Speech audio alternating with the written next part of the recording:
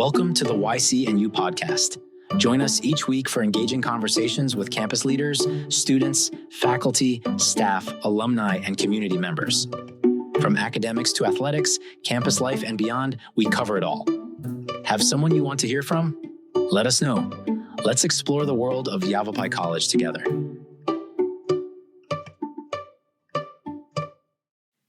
So welcome to the next edition of the YCNU podcast. This is Michael Grady, sitting in for Cadu Medina for reasons that will soon become apparent. One of the most exciting elements of collegiate communication across our 6 campuses and learning centers has been the christening and early debut of the YCNU podcast. Which has covered just about every aspect of education, from the rollout of the new computer science degree to kind of top-down views about how the college is trying to provide greater educational access to the community, to what's going on in the cafeteria and the College of Nursing and everything else. Our guide for that has been our podcast host, Cadu Medina, who is our guest today. I'd like to welcome our new Director of Marketing at YC, Cadu Medina. Welcome, Cadu. Thank you, Mike. That's quite an introduction. I appreciate that. You're on the other side of the microphone. I know. Yeah. It's a journey of about 3 feet to microphone number 2 and yet 1,000,000 miles in other ways. That's absolutely correct. You are such a phenomenal co-host, so I'm glad that you are hosting this one, and I hope I can answer some good questions here. Well, in an exciting podcast moment, they will all be true and false. So get your pencils out, everybody. Believe it if you want to. It's how you say it, not what you say. There you go. There you go. Well, let's talk about the podcast, because we've been discussing the great feedback and the great and animated response that we've gotten from all quarters of the college and the community. So for those of us who haven't already heard about it, can you give us your elevator speech on the YCNU podcast, what it covers, where people can find it, and when do episodes come out? Absolutely. So as an intro here, when I started working here for Yavapai College, our leadership kind of came to us and asked me to come up with a few ideas on how we could create more channels to engage with our Yavapai community audience, so we can tell more stories, so we can share more of what's happening here. And then I immediately thought of, I think we need a podcast. And I'll tell you why. Because podcasts have been just one of those channels that for the past 20 years, at least here, created and developed a lot of new audiences that weren't paying attention to communications that were coming from corporate world, and from all kinds of sides here, from all types of companies, institutions, organizations. So first of all, podcast as a channel, right, has been a very interesting thing. And I'll tell you later on why it is so distinct and interesting from anything else. But it is, starting with your first part of the question there, what does it cover? Well, it covers Yavapai College, our stories, who we are, what we do, and who is doing all these things, why they're doing all these things, and what is in it for the audience, right? So just like any other channel, we're just really kind of trying to create another channel here to share news about Yavapai College. Not just news, but everything else that we do here. Where can it be found? That's a good thing about podcasts right there. It can be found anywhere. There's definitely platforms that are more popular for hosting podcasts, like Apple Podcasts or Spotify or Google Podcasts, Google Music, I think it's called. Anyways, but there's like a million of them out there that, it depends on how you prefer to have access to this content. Most people use their phones to have access to these podcasts. So Apple Podcasts is a big one. If you're on an Android, then you're probably using Spotify. Those are the two main ones. And we can be found on both because podcasts are like radio shows or TV shows. They're syndicated, right? So we produce it, we post it, and then this is syndicated through some online tools that we will utilize, syndicated to all these different platforms. They don't create the podcasts. The podcasts, they just host it. They're just like stations, right? They broadcast that information. So we are broadcasting to everywhere. Anywhere where your podcast is found. Like you hear that in podcast shows all the time, like anywhere you can find. And then how long and often new episodes come out. We do once a week.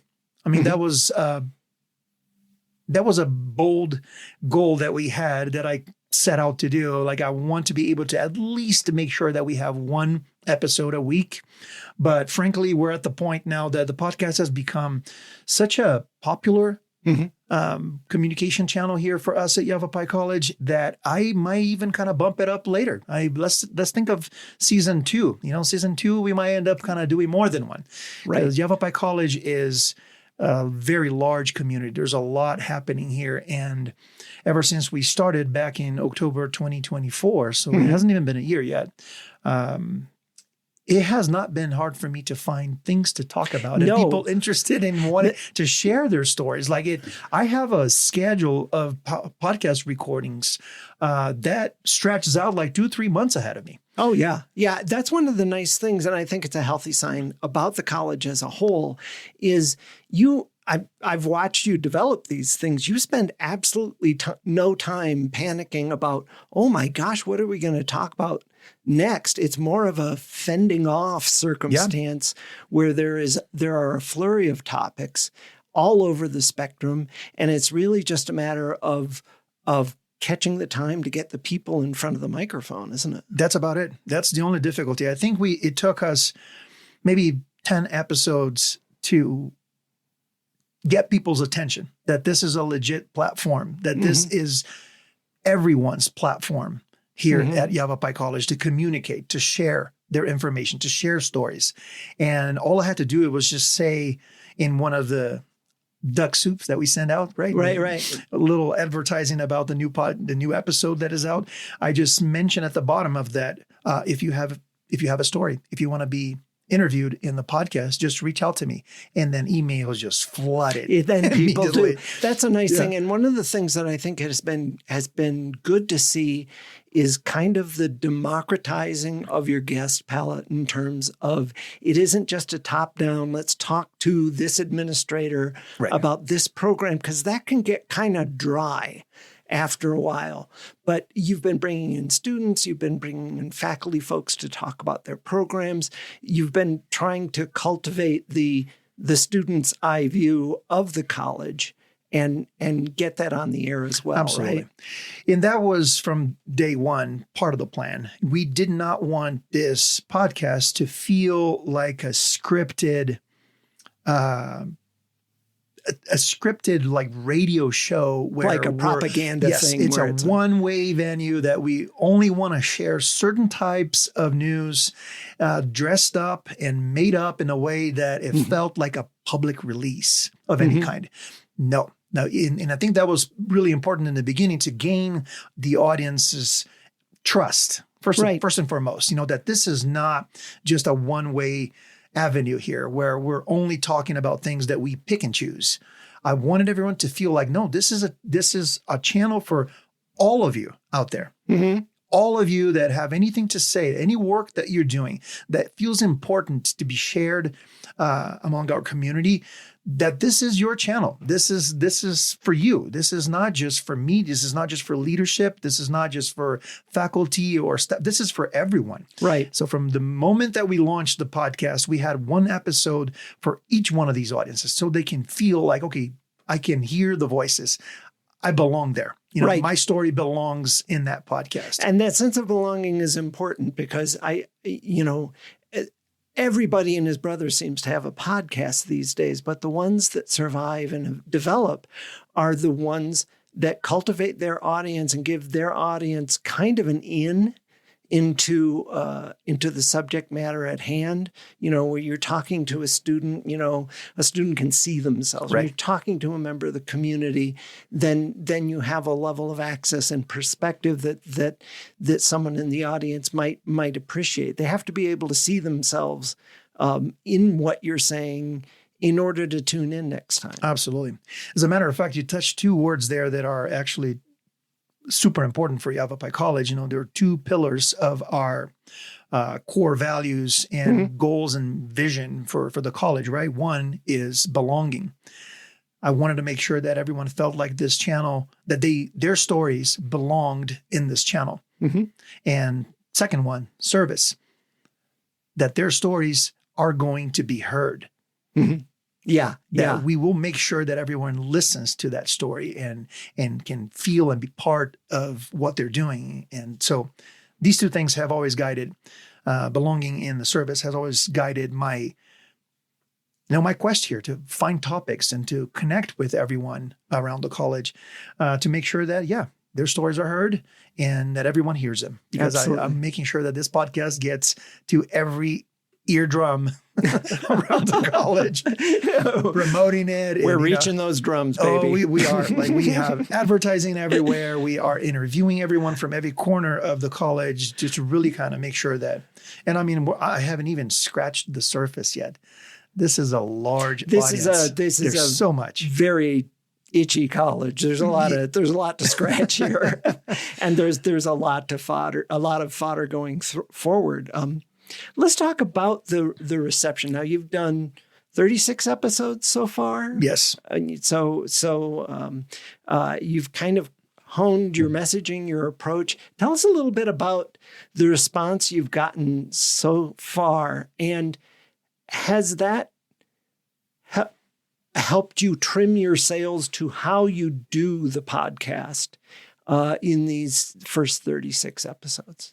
Yeah, I think so. First of all, the response has been incredible. And I think it's because the community, our community, staff, faculty, students, leadership, they all felt like they are being heard and they're excited to be part of the conversation, right? Everyone's getting a chance to share their stories, and they're really seeing the legitimacy of this channel, that this is real. This is a cool podcast.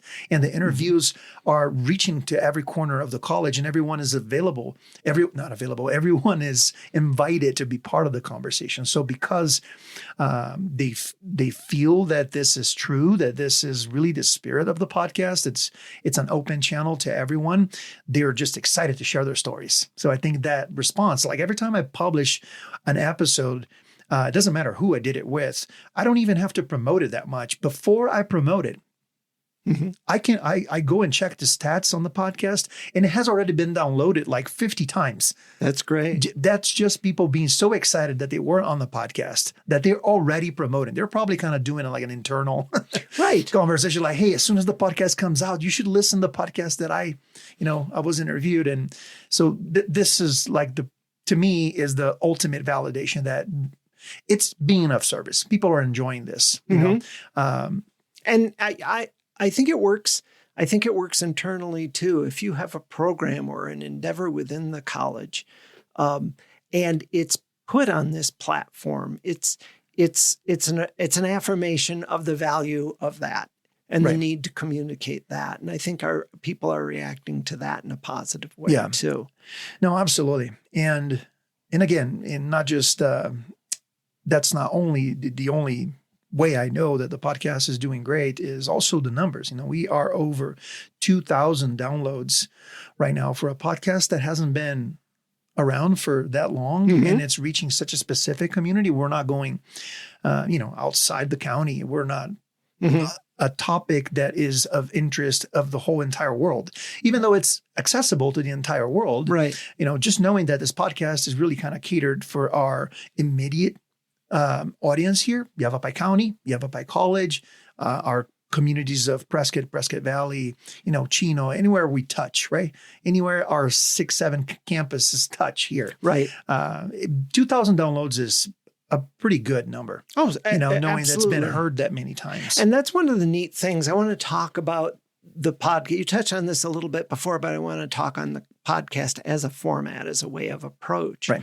And one of the things that is especially interesting about it is you can kind of micro program. You can go, what's important to the men and women of Yavapai County? What's important here locally? What sort of things playing north of Phoenix, south of Flagstaff, that sort of thing, and talk right to that. So that specialization of topic is an excellent opportunity to make yourselves unique. What else is good about podcasting as a communication channel?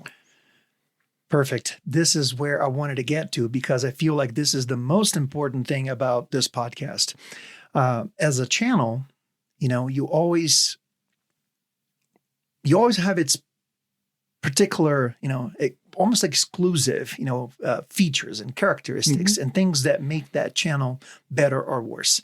In the beginning of all things, we're just trying to communicate. So we have topics, we have information that we want to share, and we want to relay that information to our audience, right? Now, what makes that audience really connect with that message, engage with that message, and almost like partake in that message, right? Make that information their own, and then they can actually replicate that information to their own audiences later on, is how that message got to them. And what were some of the ingredients of that channel that make that communication so appealing to this audience? You have, television that gave us the visual of people, and that made the message a lot more interesting to everyone. You have print that makes everything glossy and beautiful, and so that adds to it. And we had radio, which to a certain extent, it was audio enhanced by the acting, the intonation of things. Right. But I think the audio channels just got pretty formal. They got too polished, too scripted. Yeah. And to the root of all communications, people need to feel like they are being talked to. They need to feel like you're actually talking to them. You're not just kind of broadly just advertising something, talking about a topic without considering who is on the other end. And I feel like podcasts just turned audio communications into its best format, which is conversational. Like podcasts for generically speaking, especially ours, it's a very conversational way to introduce the audience to a topic. So I always make sure that we are very casual, that there's very little preparation for it or none. There's very little scripting. There's maybe a couple of questions in front of you just to kind of guide the conversation. But sometimes I don't even read the questions because it just comes out naturally. And don't you find, because we've both interviewed people, that when you come in to talk to someone who is not familiar with talking on mic and they're prepared to the eyeballs, they've done all the research, they are often not as engaging as someone who has wandered in, feels a little bit on edge and is speaking from the heart. Absolutely. I think in the second case, you get better material, you get better information. You get a more meaningful conversation out of that. Oh, absolutely. And as you know, the interviewer's job is not to get the answers from that interviewee.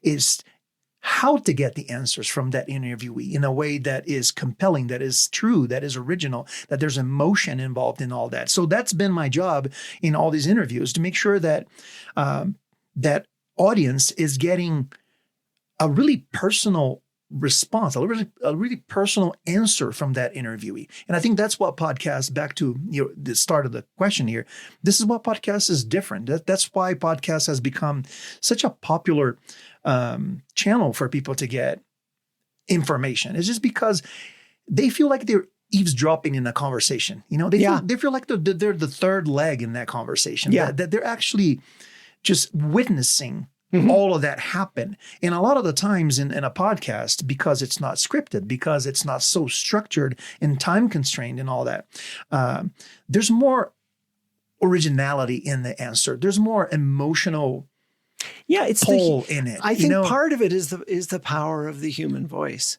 too. Yes. I mean, we have had a lot of talks in and out of marketing, and with folks across the college at every level, where we talk about the virtues of the college, but the most moving and persuasive elements of that are the individual success stories. It always comes down to that. And in more traditional channels, you have to go through gatekeepers. You have to go through a press release format, or you have to write 20 seconds of radio copy that can't convey any genuine feeling or any kind of depth. And you don't get that power of the human story because you're not. It's being filtered and it serves its purpose, certainly, but it doesn't have that informal reach of one person telling a story to another. Yeah. And again, it's how you tell a story, right? Like you hear people say all the time, well, I know a lot of jokes, but I don't know how to tell the joke. I kill the joke every time I'm trying to say it. It's the same thing with any story. It's how you tell the joke. So a press release that comes from a corporate office has a corporate voice, right? It's meant to not leave any windows of misinterpretation and whatever, right? There's people thinking about that all the time. A good bellwether for that is if you're reading or hearing something that uses impact or synergy as a verb, it's coming from a corporate entity. 100%. No human uttered those words. And in a podcast, especially our podcast, that voice, that tone, that emotion, that originality, that intensity, it's coming from the interviewee's voice. It's their voice. Like anyone could tell the story of how many students graduated Yavapai College, right? Sure. Anyone can tell. And then if it's coming from like one of the top officers, it's going to feel a little bit, a little bit more press releasey. It's going to feel like you can feel official. The bullet points. Yeah, it's official. I hear the bullet points. But if it's coming from someone who is responsible for managing the graduation, you can hear the pride. You can hear the emotional, involvement with that information. So it's a generic story.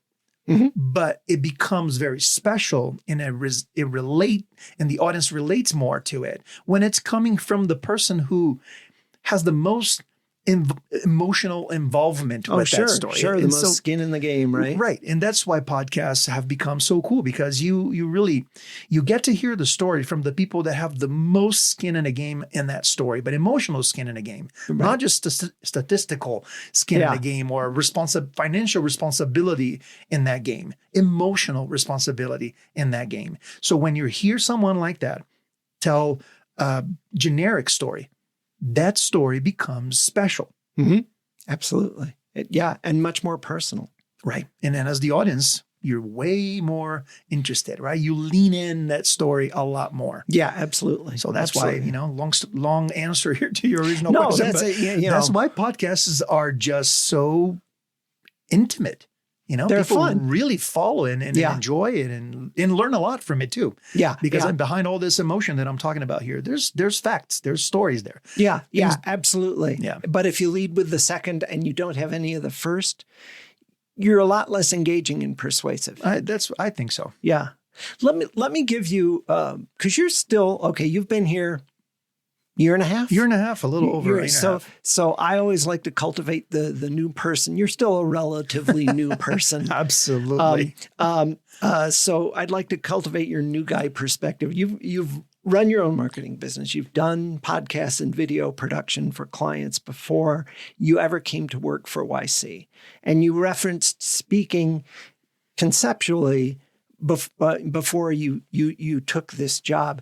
To your eye, someone who has been in this community and seen the profile Yavapai College has in the community, what does the college need to do a better job of messaging on? And how can a podcast help there? Right. I've been here as an employee of the college for a little over a year and a half, but I've been working for the college when I had my marketing business, a marketing agency, for almost like 10 years. So I've been involved with the college for quite some time.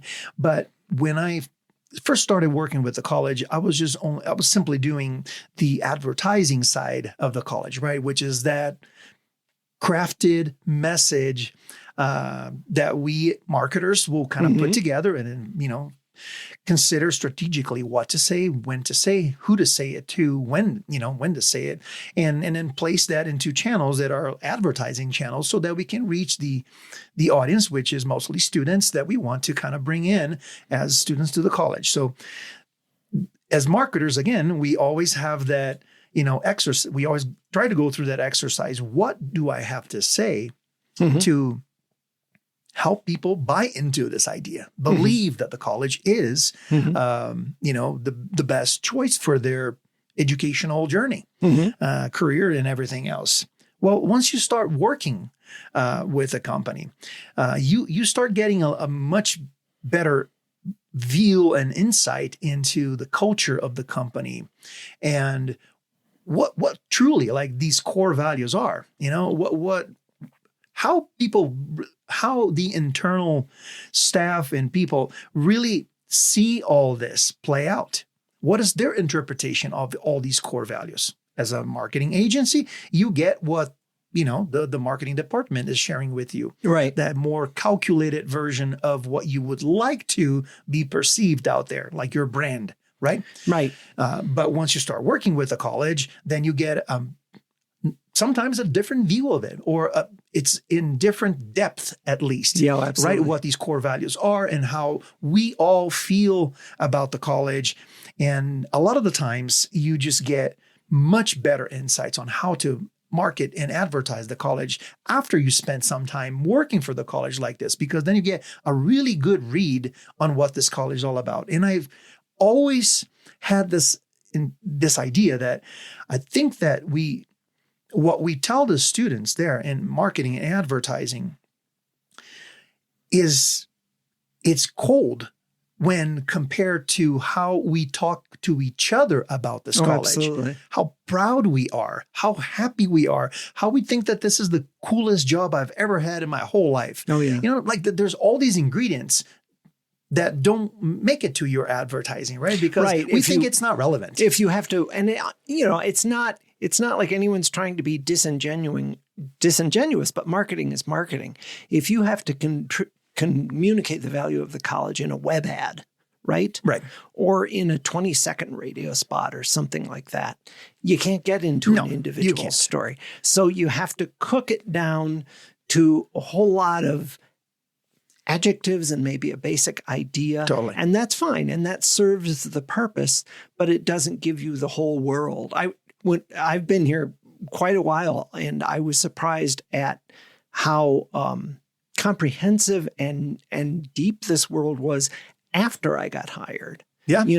Because my only reference point at that point was the marketing department and the website. And there's so much more going on. Oh, so much more. Yeah. So long story short, when I got hired to be in this position here inside the marketing department, that was one of the things that I first said. Like, I want to be able to open the window to what's inside, what's behind the curtains here, what is inside this world that our audience, external audience, students, don't know.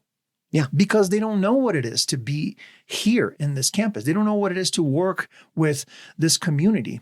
And I've been, ever since I joined, I've been trying to add a little bit of that spice, add a little bit of that storytelling capability, a little bit of that naivete into our otherwise stiff, let's call it for lack of a better word, more programmed and calculated advertising, because I feel like this side of the story, the cultural side of Yavapai College, it's so much more valuable to the audience, to our students, than just what we tell them. Right. Our typical advertising story that we tell them. I think that we combine the two, and then we have a powerful communication. Yeah. Right? The individual stories, I think, are are a lot more inspiring and motivating. Right. You know, because it's a different format. Let's talk a little bit more about the stories you have uncovered along the way in the first 30 some episodes. You have covered the complexity of the college from the top down, from across different campuses, from very focused academic programs and from students themselves. What has that journey, that 36 episode journey so far, taught you? What kind of surprises have you encountered along the way? Right. Well, first and foremost, it created an official channel for me to get to know all the different corners of this college, because it's not an easy task. There's so many of us, right? We employ so many people. We have so many departments. That is a very challenging, task here to make yourself available and find people available to talk to so that you can understand what they do, who they are, put faces with names and go around. So first and foremost, it was incredible to have the podcast as a way for me to break into, all the different departments. Oh, yeah. Because that was my way in. I was like, want to be on the podcast? Great. And I'm asking questions, interviewing all these different leaders and different, staff members and all that. And they were honest questions. I didn't know the answer to this question. You were just legitimately curious. Totally. I was getting to know them, and so that made my life much easier as I was trying to get to know the college better, right? Get to know all the different personalities and roles around the college. But obviously, as you're doing this, as you're doing your field research here and you're kind of bumping into people from all different departments and asking them all these different questions, I couldn't help but just to kind of start learning like the details, the ins and outs. And I think some of the biggest surprises that I had was that we still have so much of that pioneering, initiative going on around the college. People that are starting new projects that eventually those small little tryouts, small little ideas will become something really big, and it's going to be offered, to all of the students. I found so many of these initiatives, talking to people about, well, tell me more about this project that you're working on or this program that we're offering to students. And then they would tell me the story like, well, I started that because it was by accident. I offered this to this person, and then someone was interested and it came and started helping me. And all of a sudden now we made it available to everybody else. That's funny because it kind of prompts the memory of Robin Bryce talking about the different platforms and the different uses for virtual reality and and augmented reality, and how many doors that opened up. And that's a case of someone saying, let's just try that alternative. Robin Bryce, our Robin, I'll tell you that she is on one of our episodes here. And that's a perfect example here of one episode that was just so revealing as far as the process in which sometimes things happen here around the college, right? I don't think she wasn't hired to be the AI instructional learning chief here. But it just happened that way. Right. Because that's Robin. You know, she sees an opportunity and she just runs with it. Energy personified. And Robin. now she's like executive director of a whole department that does that. That is like innovating and redefining how we're teaching. Right. In many categories of our faculty and programs that we offer. But did it start that way? Did it start with that goal? No. She was brought in all of a sudden. That wasn't even her background. And all of a sudden she was a teacher who just loved learning. Exactly. And that led her to all of this tech. And she still kind of propels that joy through the different formats. Insane conversations. There's another conversation that I had with our Chino Valley. Let me see if I can find the title of the Marnie? Marnie was not in that conversation, but hang on a second. Give me a minute because I see like this is happening live. It was with Alex, and I don't know what episode it was, and Donette. And I'll find the name of the number of the podcast, because I strongly recommend people go see that, because they started working with a student that just had the biggest need and the biggest heart, wanted to really kind of go through the CDL program and graduate and get a certification so he could then finally feed his family. But unfortunately, language was a barrier. He was an immigrant that just couldn't pass the tests. That this is for commercial driver training, for commercial driver truck license. driving. Yeah. Yes, he could not pass the tests because of a lack of English and all that. And then Alex and Donette, who are responsible for the CDL program, and also second language learners, immersion in our programs, decided to come up with and create a whole adapted and adjusted curriculum to be able to make this person, the student, be more prepared to pass the test. Right. And then they drove this thing with this one student, and Candelario, I think is his name. And then Candelario was helping them, giving them feedback. Oh, this is too hard. I don't know how to pronounce this, or I don't understand the question that way. Can you rephrase it? And they together created this curriculum that now is offered to many students. That's great. But started like that, started from the need that they were so committed to helping this student graduate and get his certification. They did not let go. They didn't drop the ball, stuck with it, created a whole new curriculum, pitched it to the leadership, and the leadership was like, this is fantastic. Continue, carry on. Great. That's a dictionary definition of putting a student in a position to succeed. Right. And now it's a whole program that is offered to students as an ESL, English as a second language.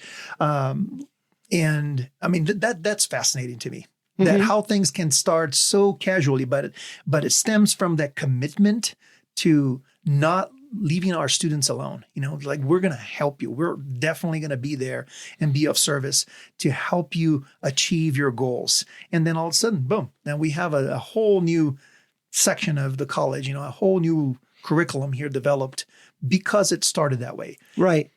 And I think that gets lost when we're talking about the degree programs sometimes, the new stuff like the comp sci degree that is offered now, and the business degree, the fast track business degree. Both of those, while there's a whole lot of, I wrote the press release for these things, and so there's a whole lot of numbers and jargon and bells and whistles, but those things start with recognizing the value or the potential value in a student and walking it back into a program that can draw that out. Absolutely. Yeah. Yeah. The brand new 92 credit business degree that we're offering now, there's interviews here with Dr. Lisa Ryan and Megan, and a variety of other people that talked about it. And then once you kind of get to know the ins and out of this, how it happened and why did we pioneer this? And then all you realize is that, it's that initiative, is that personality that we all share here of like, I'll raise my hand whenever the question is, can someone do that? And we're like, I'll do it. Yeah. That's how the thing started. Because if you might ask, why Yavapai College? Why are we the first ones to pioneer this thing? How did it happen? Well, it happened because of the people that are behind these stories. Saying, you know what the students need, or you know what this student needs. Yeah. And working it back to how can we make that happen in something in some way that gives the students all the resources they want. Absolutely. And draws them out.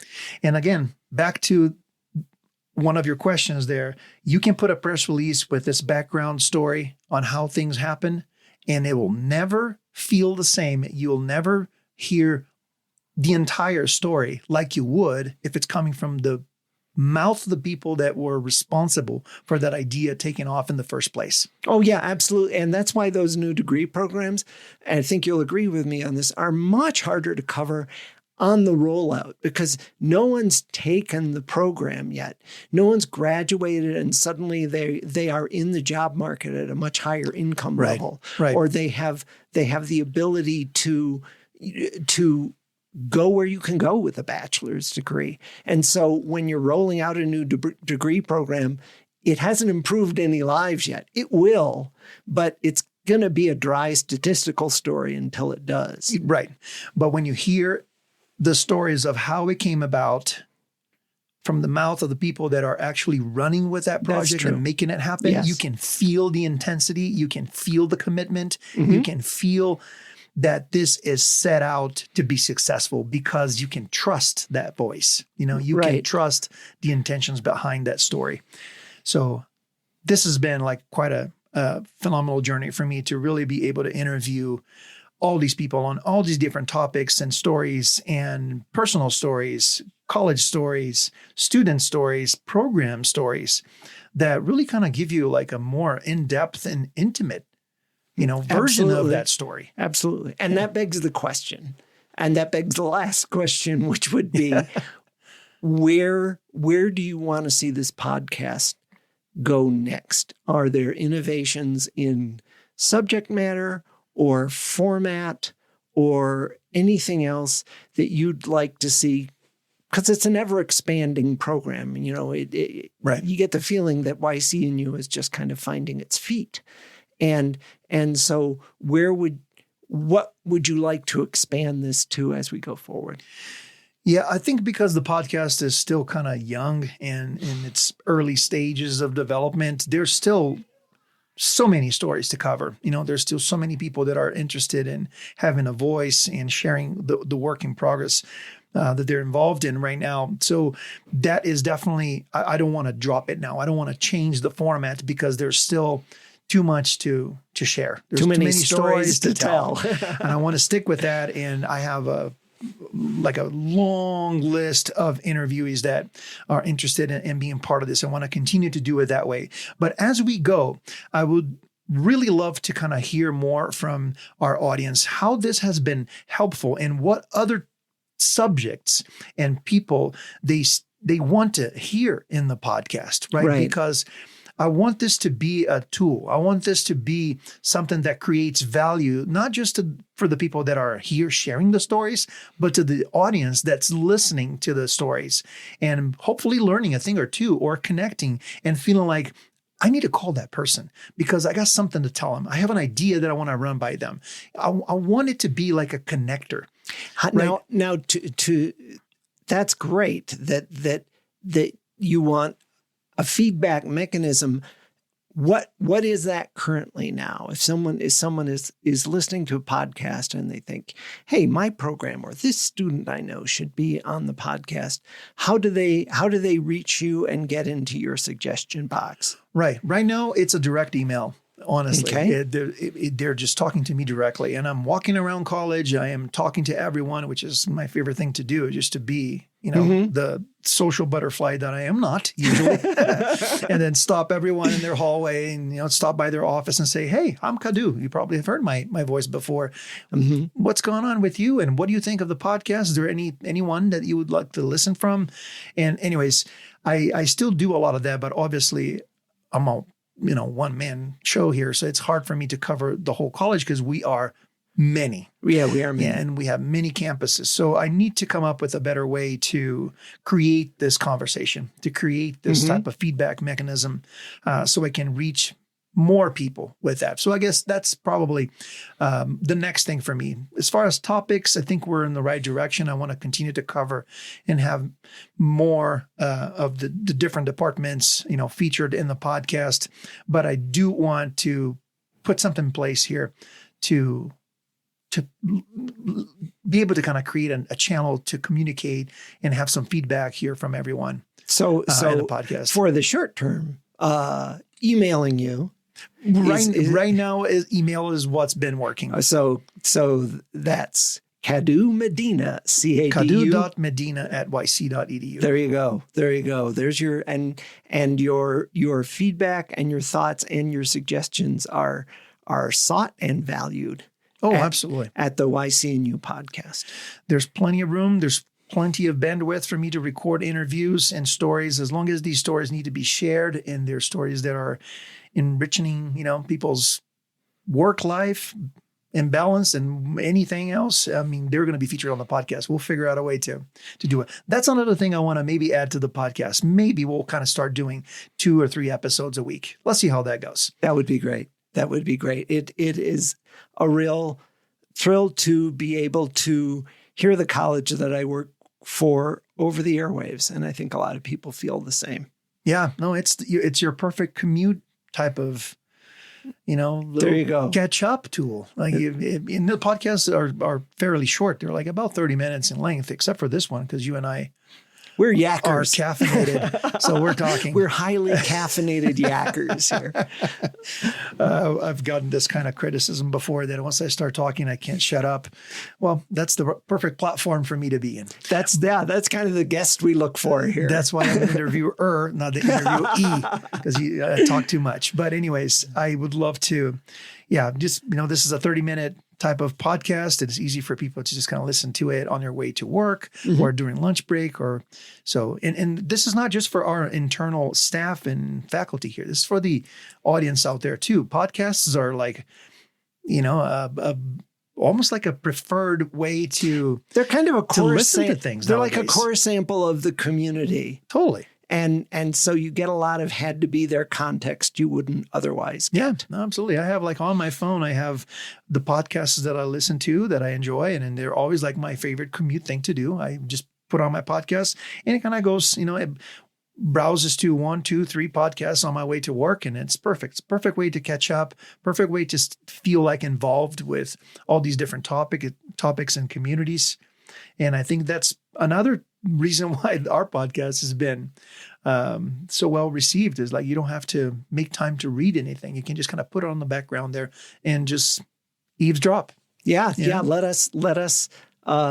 Let us engage you. The burden is on us. Just give us a hearing. All right. We'll make it funny. I'll say weird things every now and then just to keep the conversation going. Yeah, sometimes you have people laughing, crying, and getting mad. Yeah. We have everything. No fist fights yet. No fist fights yet, and no cussing. But it's season 2 is coming up. I haven't had to bleep anybody yet. There you go. No one has been forcibly removed yet. Let's keep it interesting. Well, we'll all keep listening. Cadu Medina, thank you very much for being our guest on this. And the YCNU podcast is available at many. I listen to it on the college website, so it's available there on the college website as well. Just scroll down there and pick your episode. So it's available. It's as close as your phone. Give it a shot. Absolutely. Thanks for having me, Mike. All right. Thanks for being here. Bye-bye. Thank you for tuning in to the YCNU podcast. We hope you enjoyed our conversation today. Don't forget to follow and subscribe wherever you get your podcasts so you never miss an episode. Got someone in mind for our next chat? Reach out and let us know. Until next time, keep exploring and we'll see you next week.